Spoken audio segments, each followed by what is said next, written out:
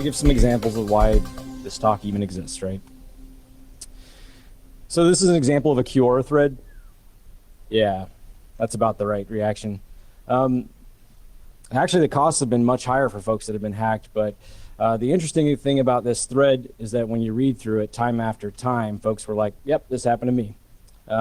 Also interesting is that if you're hacked and you fail to do even some of the basic things that we're going to talk about here, you could be fiscally responsible or financially obligated to pay that out, and AWS won't refund you because you didn't do anything to prevent this from happening. So it's an interesting thread. CodeSpace is very well-known example of a company who just flat out went out of business after their AWS account was hacked. And this was an interesting one. The moral of this story was small company, Rails developer, outsourced development to somebody. That person put the overly permissive, intended to be like S3 creds, but they were super overly permissive and gave access to the environment. They put that in the source code and then published that source code publicly. So just some examples. So I'm the CTO of a security company. We use AWS. This talk originated not only because of our needs, but what we kind of saw happening to companies, right? But a lot of this is just sort of my experience in trying to secure AWS. AWS does have a secure framework guide. I encourage you to check it out. And it kind of walks through some of this stuff, but this is sort of my interpretation of, well, we'll walk through it. Some hopefully cool stuff. So I'm former military, and I've talked about, if you're familiar with Rails Goat, I created that. I've talked a lot about DevOps security. If you're going to be at RSA, I'll be talking about DevOps with Chris Gates. And we're going to be walking through different DevOps tooling that's misconfigured and how we hack that stuff and how to secure it. So the general gist on how this is happening, I've kind of put categorized the common ways this occurs. One is through exposed credentials, leaked somehow. Misconfiguration, we're going to walk through that, but that's really just, using AWS's services insecurely. And then vulnerable applications and systems. We'll walk through that as well, right? So exposed credentials. If you're a developer working in AWS, these are some common places where credentials are stored, right? And if your box is stolen or lost, and you haven't done some of the things we're going to talk about, these files are open game. But interestingly, just doing a quick GitHub search, people were committing these files because they were like, I want to back up my dot files to GitHub publicly. All right. So in searching through for these files, I found like all those files I just mentioned, and then the credentials. I should note that a lot of the credentials have been revoked because AWS does have bots scouring the web for exposed credentials, and they try to protect you from this kind of stuff because it's very prevalent. Here's some source code. I mean, I have so many examples of this. It's just source code with credentials inside of it. Misconfiguration. So here's, I want to give credit to Chris Gates here for kind of talking about this and discovering it. Basically, he was using an enumeration tool to enumerate S3 buckets, right? If they exist. You can see some exist, some don't. Interestingly enough, the permissions on these buckets were set so that any authenticated user could access those buckets. But when we say any authenticated user, we don't mean like any authenticated user in your environment. We mean any authenticated user. So just be aware of things like that. We're going to walk through how to detect that and prevent that. But it happens over and over again, right? Like RDS, so databases exposed publicly with default credentials. Security groups, which are like firewall rules, misconfigured, happens over and over and over and over again. Okay, so vulnerable applications and systems. Systems meaning unpatched, somebody used Metasploit or whatever, and they got a shell in that box. Applications referring to an application that has maybe command injection, remote code execution, something of that nature, which allowed an attacker to get on the box. And once you're on the box, once you've compromised it, I think it's maybe well known. If not, we're going to cover it. But an attacker can grab metadata. They can access metadata which has security credentials in it. And from there, they can pivot throughout your network. So this is an example of what URL you would browse to. If you had popped, we'll say an EC2 instance, you can grab some credentials, and depending on what those credentials have access to, that's where you're going to pivot. I'm going to butcher his name. The creator of W3AF. That's what I'll say. He had a Black Hat talk about doing this, so these slides are available. You'll be able to go view it if you haven't seen it. But he built a tool to automate pivoting throughout networks. All right, so in summary, plenty of ways to get in, happens all the time. Let's get started on talking about how to prevent it and detect it. We're going to go through monitoring and then hardening. We'll open it up for Q&A in the end. All right, so the two primary services we're going to talk about are CloudWatch and CloudTrail in terms of monitoring. I'm going to give you links to previous presentations where I go through like using config and I show you all these different setups for CloudWatch alarms, but in this talk, we're going to kind of work with Lambda and whatnot. For CloudTrail, CloudTrail is essentially a log of all the activity that occurs within your AWS environment. At the very top here of this slide, you can see that if you access the AWS environment through the console or through the API, you are touching some service, that activity gets logged to CloudTrail. It all dumps down in the bottom of CloudTrail. To get started with it, you just navigate to CloudTrail, turn it on, and there's some very easy configuration options, naming bucket that you want it to go to, etc. It's going to ask you to give a log group name, and then you're going to allow it to create an IAM role. And we are going to talk about IAM roles at the towards the end of this presentation, and how to use them. So I have a problem with the previous versions of this talk, and operationally a problem with the fact that this is the best alert that I get, which is alarm threshold crossed. This is for unauthorized activity, by the way. Threshold crossed, data point 1.0 is greater than your, doesn't help. I don't know who's doing what. I don't know where it's coming from. I don't know what user did what they tried to access. I have none of that information. So this is what we really want, right? We've got an IP address, an event ID, so we can go into CloudTrail. We can parse through CloudTrail real quickly with that event ID and pull up the event and see what happened. But more importantly, we've got a source IP. We've got the AWS account that this occurred on, because if you're an organization who has multiple AWS accounts, which is pretty prevalent these days, you're going to want to know that. And then details on the user, what they tried to do. So now I'm pretty happy. By the way, this was not the easiest thing to figure out for me. So hopefully you get some use out of this. With alarms, what I want to explain real briefly is alarms, CloudWatch alarms trigger every time. You put in some filter and they work. And every time something goes wrong, or you have some malicious activity potentially, they trigger. But again, the alerts they're nothing to write home about. The events, however, so CloudWatch events and creating event rules, they are what I would describe as maybe a 90% solution. So they don't trigger every time, and this has to do with has anybody had to deal with AWS events and the different formats of the JSON? Nobody? Okay, so one person, yay, thank you.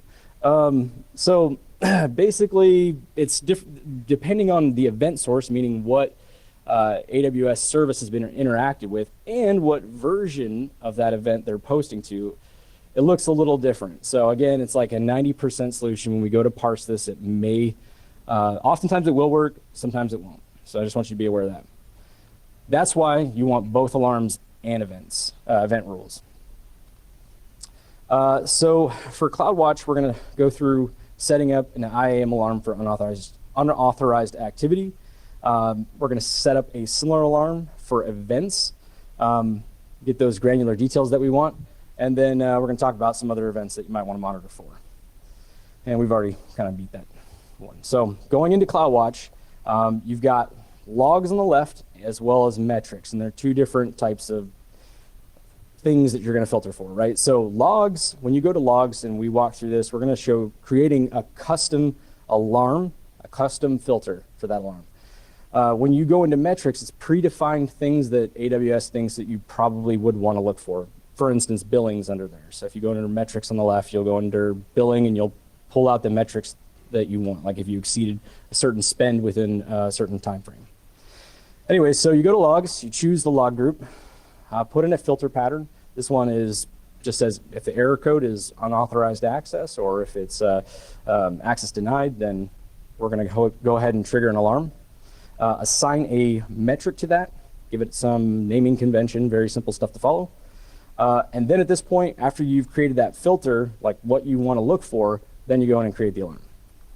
And when you go into create the alarm, this example shows we've got the name, description, and we give it somewhere to go. Meaning, if this alarm gets triggered, at the bottom left, you can see that we send it to some SNS group, and that's just a notification service.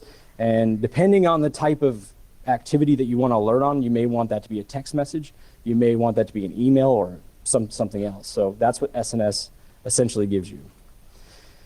And as I said, it works really well. And it will not fail on you. I've never had this fail, and it's not been an issue. Here is an example of the details. And if you actually were to review the raw event from a CloudWatch alarm, again, this is what it looks like. It's just metric information. It's, again, nothing that you can really use. Actually, it doesn't even give you an event ID. I mean, it's not the greatest. So, a little upset about that. All right, but then I learned about CloudWatch event rules. So, we're going to basically walk through creating a rule, setting up the Lambda and Slack integration, parsing the event, and then doing something from there. So the way this would work is you go to CloudWatch, go to the event rules on the left side, and this is what an event typically, sorry, I had to redact a lot, but it's essentially a JSON blob, but it's a very informative JSON blob. So this is what we're going to parse for to send to Lambda. How this came about was actually, has anyone ever tried to do this, like gone to this link and tried to actually automatically, fantastic, try to automatically revoke access to somebody's account based off of an IAM alert saying there's unauthorized activity? Has anyone tried that? Okay, well, it's a good way to get started. It kind of helped, credit to the person that wrote this because it really helped me get started. It's pretty cool. So essentially, someone tries to do something specifically in IAM, no other event source, not like EC2, nothing else, specifically in IAM. They try to do something. They don't have permissions to do anything in IAM, and so at that point, you revoke their access. That's the general gist of that link. I would check it out. But it's not exactly what we want. We want those event details. So before we get into that, we got to talk about Lambda and we got to talk about Slack. So 3 pieces to this. We got to configure the Slack webhook. We have to grab the URL for that webhook. And because we're not going to store a sensitive piece of information like a webhook URL, which is essentially credentials, in plain text and source code, we've got to use KMS, which is the key management service from AWS, in order to encrypt that URL and then be able to access it via our Lambda function. So in Slack, go in, start configuring your incoming webhook. Add some configuration details. I put like a little image, gave it a name, things like that. And choose the room. You know, this is an engineering room I'm trying to send these notifications to. Choose the room. And then you've got a webhook URL. Pretty useful. Now, on the KMS side of things, it's like a 4-step process. You go in, you create a KMS key, and you add in some details. One of the things that's not shown on here is that you set up a role for you name it the role appropriately, and that role essentially is going to allow Lambda, the Lambda function, to call out to this KMS key and decrypt it so that you can make your calls to Slack. So after you've gotten the this configuration set up, the KMS encrypt, and you follow those very easy to follow steps, you've got to provide some information. You've got to use the AWS CLI to go ahead and encrypt that URL. It's very easy to follow, and very hard to see from here, but basically you're giving it the name of the KMS key that you're wanting to encrypt. What it gives you back is a ciphertext block. That's the important thing to take away from this slide. A big ciphertext blob is essentially an encrypted webhook URL with base64 encoding to normalize the data. So we'll have to go into Lambda and kind of talked about the fact that there will be a need to decode and decrypt this URL. So when you go into Lambda, you can, by the way, if you've never dealt with Lambda and you've never dealt with templates, they've got templates for everything. This is for our purposes, I'm going to give you the code so you can just go in and create a blank function or a blank template. Just choose the default. That's all you need to do here. And then this just has all of the code. Basically, when you paste in the code that I've given you, you've got some, again, it's just easy stuff like a name, description. But the important part is in this code, there are two pieces that you want to fill in. One is the webhook URL, that blob, that ciphertext blob, and the other is just the name of the engineering channel that or the name of the Slack channel that you actually want to post these messages into. And then this is the point at which you choose the role that's going to be able to call KMS and decrypt this specific key. So let's do it.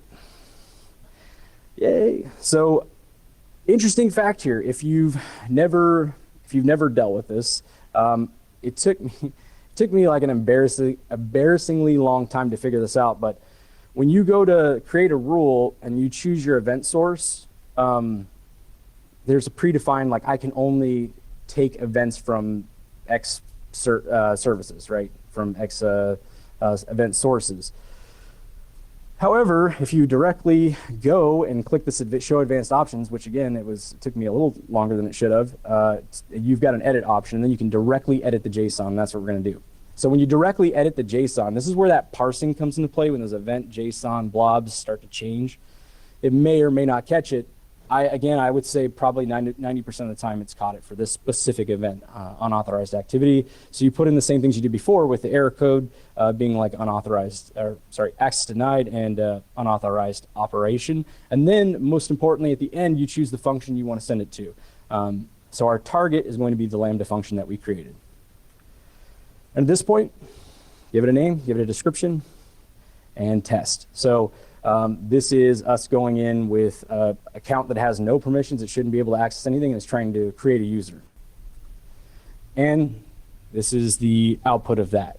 So hopefully that's of some use. That should give you some information on how to notify folks pretty immediately. Before this, when we were using CloudWatch alarms, the process was we get an alert and then we're like, who did what? Who's going in there and tinkering, and then we have to go back to the logs, and it's this long process. So yay, I'm happy. Okay, so CloudWatch takeaways. Pretty simple. Go into the event rules, create something you want to parse for, go through the lengthy documentation to figure out exactly what you want to do, and set up both. Most importantly, do not dismiss alarms. Use both alarms and event rules. So I mentioned previous talks. These are just some things that I think at a minimum every organization should be checking for. For instance, if you're billing, if your normal spend is like $1,000 a month, probably if overnight it goes up to 50,000, there's an issue. In terms of root account usage, this is actually an interesting one because I didn't realize so many people were using root accounts operationally. And if you are using them operationally, stop, don't do that. And then alert on it if they are used. And we did this internally, and what's interesting is if anybody ever uses the root account for any reason, sometimes in very remote situations it's necessary. And if they don't tell somebody that they're going to use it, we all light each other up. It doesn't matter what time of the day it is. We're in the sense of we're all like, who did what? Who's doing this? We don't know about it. So it's kind of this alert created almost a culture of urgency, if that makes sense. And then failed login attempts. That's just a simple one if someone's trying to brute force, which we are going to talk about multi-factor authentication in this talk. So, hardening. If you've never checked out Amazon's free resources, they do have a security fundamentals free CBT that you can go through, and it helps walk through, not at a granular level, the things we're talking about, but at like a high level, as somebody who may just need to put out some policies and make sure that the folks who are doing technical work are doing the proper things. It's a good resource. We're gonna talk about hardening now. Moving on from monitoring. So like I said, don't use the root account. Every environment has one. Don't use it. If it absolutely has to happen, set up the alarm and then notify your team first before you have to use it. Disable or delete the access keys. There's no reason that the root account would need those access keys. And I guess that's really all to talk about on that. Now, when we talk about auditing IAM permissions, has anyone had the joy of auditing IAM permissions for their AWS environment? Yeah, super fun. Yeah, so this is the basic breakdown of a single user. A single user can have managed policies, they can have inline policies, they can belong to groups, multiple groups, that each have managed policies and inline policies. Yeah, that's about how I feel about that. It's terrible. Doing that work stinks. I'll give you some code, though, to make this easier. So for managed policies, essentially their policies can be attached to multiple users or groups. And for inline policies, it's just for one specific person. It's specific to that person. This just has code in it that will allow you to create a CSV file, provides you with usernames, inline policies, managed policies in a detailed JSON structure, and then the groups that they belong to. Here's the tool output, and this is real data. This is sanitized, change the names to protect the guilty type deal. That's one person. Oh my God, stinks. And one thing, and we're going to talk about encrypted volumes, and one thing we realized was like, oh, okay, well, these folks are storing all of this sensitive PII and financial data on EC2 machines that have unencrypted volumes, EBS volumes, and theoretically people shouldn't have, the wrong people shouldn't have SSH access to those boxes, but then they have the ability with these permissions to then attach these spun down EBS volumes to an instance they do have access to. So going through these permissions, determining where sensitive data is stored, and then like who has access to it can be quite a challenge. That's pretty much how I feel about that.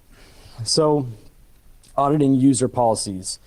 It's kind of what I just said. Audit where your sensitive data is, figure out who has access, and figure out what that access could allow in kind of like a theoretical way.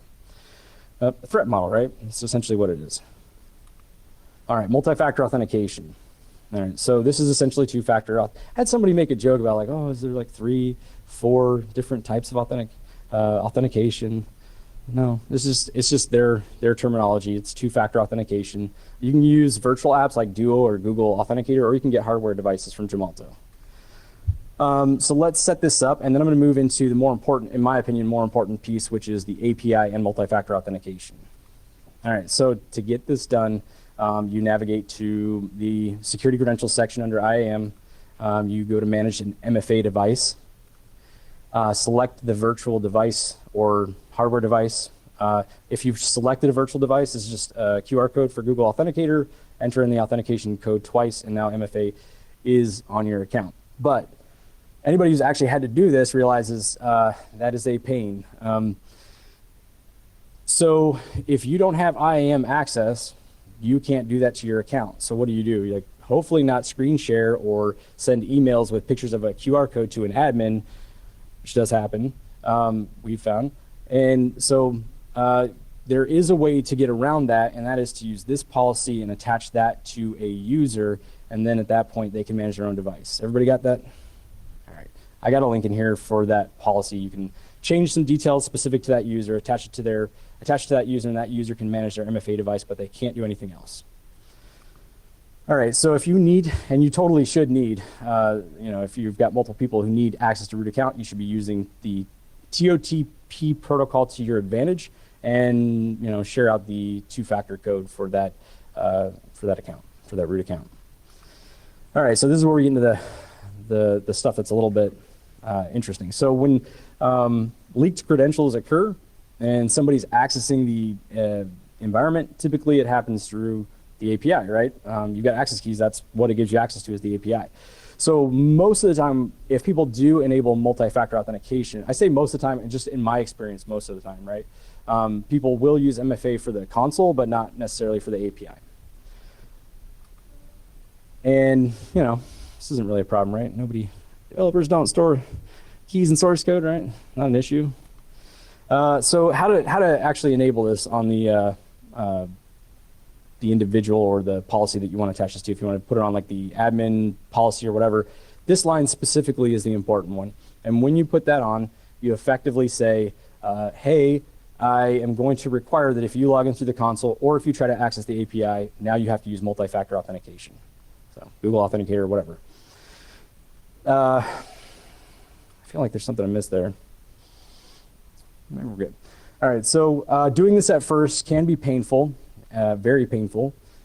Things that used to work will not, and that is just the way it works. But security token service, if you've never used it, essentially what happens is you give it some credentials, and it gives you back a new set of credentials that last for as long as you are okay with them, however long it's configured for. So you give it your access key ID and secret, and two-factor authentication code, and then you get back some new credentials. This just right here is code that shows you how to do that. This is what it looks like. This is just a basic proof of concept. Obviously, it's not, you wouldn't be using this every day. But like I said, all of the things that you need to fill in there, the region that you want to log into, access key ID, secret, the serial number is important because when you set up that MFA device, you get back this long ARN, and that's what this serial number is looking for. It's looking for this very long piece of information that says this is the MFA device attached to, associated with these keys, and this is what you're going to use, and here's your two-factor authentication code. Here's the output of the script. So like I said, you get an access key ID, a secret, and then a session token. There's another big long blob, and you use those three things in tandem to access the environment. This is just an example of using the old EC2 described instances tool, just to show you that it works, that you can still use things as you would normally. And in case you don't like Ruby, it's for you, specifically for you. I don't care. People use it. No, but all jokes aside, this is like Python and Bash combination. And the point of this repo is to basically operationalize what I just talked about so that every day folks can go through the process of getting new credentials easily and work without having these creds that they're exposing. So Elastic Beanstalk does not work with STS, but there is a workaround. If you use Code Pipeline, you can pull from GitHub, you can pull from code commit, S3, and then essentially if you push to whatever branch that you're triggering on in that repo, it'll pull your code in, and then you don't have to deal with STS because again, it just doesn't work with Elastic Beanstalk. Or didn't the last time I checked. Yes, and essentially it's only going to protect you against the web and not the API unless you set up that policy that I showed you in the IAM piece there, that little one-liner, that conditional. All right, so this is IAM roles. Okay, so roles, if you've never worked with them, they're like a user, right? They've got some set of things that they can access. The difference is you don't need to put credentials in your source code. The credentials rotate, and you can be very specific in what that role can access. It's very useful. As I said, the credentials automatically rotate via STS. So the interesting thing is the thing that kind of like hurts you, right, where an attacker can get on the box and they can go to that link and they can grab those credentials. That's kind of actually how roles work. So it's like a double-edged sword, I'd say. If you're using AWS SDK like a gem or a Python egg or whatever the case is, all of this is handled for you as long as you're using that code. So what I mean to say is if you attach a role to an instance and you make some calls with that code, it'll recognize that you've got these temporary credentials, use them, and then again, you don't have to hard code your keys inside your source. If you're using something like Paperclip, you're going to want to use Fog because Paperclip and this whole setup don't mix, but if you use Fog, you'll be all right. There's a link on that. And again, not the easiest to see, but here's an example of a policy. It's a very granular policy. It says you can only access these things for this role, and you set that up with an IAM when you create the role. And then this is an example of using Elastic Beanstalk. This is one example. You can do this with EC2 instances. You can really apply this wherever you want. And in this example, we're just going into the configuration of that Elastic Beanstalk machine, dropping down, choosing the specific role that does some things. In this instance, this role was built to spin up some EC2 machines and to make some CloudWatch alarm changes and things of that nature. But that's all I can do. And this is sort of like a miscellaneous section, right?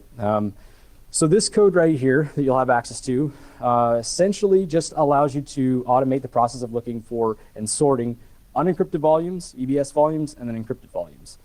Again, incredibly important if you're housing sensitive information on an EC2 box. And then this one is to review S3 buckets to determine the policy attached to them. And if you're not familiar with this, essentially, just know that if you need to store some sensitive information in S3, you don't need to rely on somebody doing their due diligence and like clicking the encryption option and all that. You can actually enforce that on buckets. So if you're a security person and you want to enforce that everybody's going that route and encrypting whatever they're placing in S3, you can create that policy and attach it to that bucket. So in summary, I really do hope this talk was helpful for all of you. I really mean that because there's no point in me coming up here if it isn't, so I do hope it was useful for you. There's many things that we could talk about. We chose monitoring hardening, but one thing I kind of cut out was disaster recovery, and I was actually afraid to exceed my time limit. So I put this link in. It's a really great talk from DerbyCon about how to deal with incident response and disaster recovery should the worst happen, which you should always have a plan, right? You can do all the things in the world, but there's always that chance something goes wrong. So have a plan. Now I'll open it up for Q&A. I know I went a little fast and we're done early, so awesome. Question? Sure. So the question was, can I put the slide link back up? I'm going to do that right now.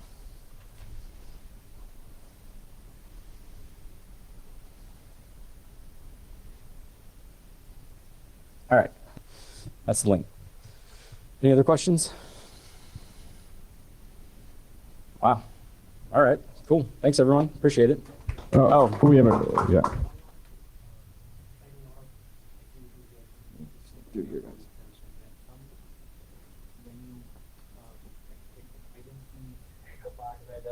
Application what we are hosting on this, how that will open the loopholes to get to the accounts, right?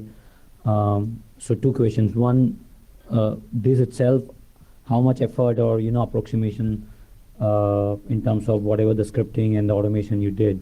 So how long does it take? How many people? And second is, how much work still need to cut out in terms of the application what we're gonna host on those to make sure that that doesn't end up affecting this part. Okay, so my approximation of the folks, I mean, if you set up monitoring like that, that's not that hard, right? And again, follow these links and that's just initial setup. At that point, I mean, really it's just a process of having people that respond to that, is what I'd argue. I guess it's the configuration itself is easier than the actual response. And again, that's why I sort of like put in that Slack notification or whatever you want to do using Lambda, however you want to notify people instantly. Because the overhead associated with some of this stuff, like if you enable config, which we didn't talk about, which is like asset inventory, the noise is incredibly high and it's hard to filter out that information. So it's not hard to do the configuration, it's hard to keep up with the notifications is sort of my synopsis on that. I was just wondering some of the thing what you mentioned to have the EBS volume encrypted and some of those protections like those. So or the S3 itself, but let's say if we have the application what we host, they do themselves encrypt the database or whatever they're using to store the data, then is that another level of encryption you still recommend, like a protection you still recommend, or it's okay to leave it up to the application which is actually hosted on those AWS itself? Because it affects the performance and latency, that's what I'm saying.